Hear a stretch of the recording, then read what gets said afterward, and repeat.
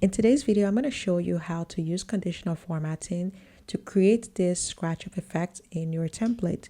The most common use of this feature is for a checklist. So every time I check a box, the conditional formatting feature is applied. So in addition to checking the box that the task has been completed, you get the additional satisfaction of crossing off the task as you would if it was on a piece of paper.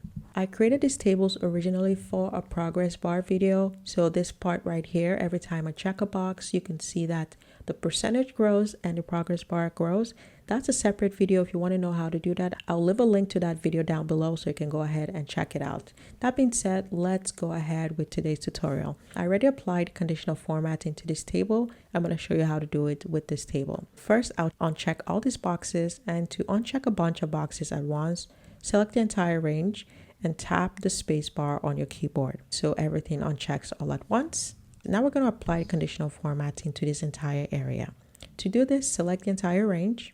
You can go to Format and access conditional formatting, or you can access it from either fill color or text color. It's right down here. So click on conditional formatting. The first thing to do is select Apply to Range. If you don't have a range selected, you'll need to click on this icon and select the range and access the format rules. There are many different preset rules. We're going to go all the way down to Custom Formula Is. For the custom formula, type equals. And we're going to locate the position where the first checkbox is. So in this case, it's in cell F, okay, 4, right here, F4. You can see F4 right here.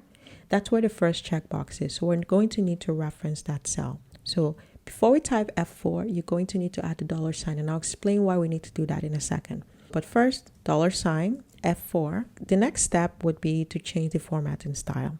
For this specific one, I removed the background. You can do a background if you want. I'm changing the text color to this lighter gray color, and we're going to use the strike through, and that's what's going to give us the scratch off effect. So click that. And what's nice about this is you can see what it's going to look like here before you hit done. So this looks good to me. I'm going to hit done. And now when I go here, I can cross this off, and you can see that it applies that scratch off effect to the template.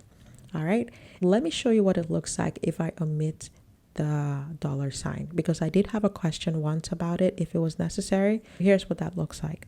So if I remove the $sign and hit done, you can see that now it only crosses this off, right? The conditional formatting doesn't affect this, which is fine. So if you only wanted to cross this off and not affect this, that would be fine. But you can see the difference between this one and this one. But if I were to add another column, so let's add an additional column to the left. I'm just going to add some numbers in this column. Now, if I apply the conditional formatting, again, it only applies it to the first column. It's not applied here. If you only wanted to apply to the first column, omit the $sign. But if you wanted to apply to all of the columns, then you need to add the $sign. Back here, let's edit this conditional formatting. I'm going to add a $sign to G4. Now it says G4 because we changed the location of this column. So $sign. And now if I click done, you can see now it applies the conditional formatting to the entire row. All of them, including the column with the checkbox, gets the conditional formatting applied to it. All right, so I hope this was helpful. If you have any questions, let me know in the comment section below. Don't forget to check the description box for links to additional YouTube videos or tutorials related to this. And if you found this video useful, please give me a like. It goes a long way to help my channel. Thank you so much for watching, and I'll see you in the next one.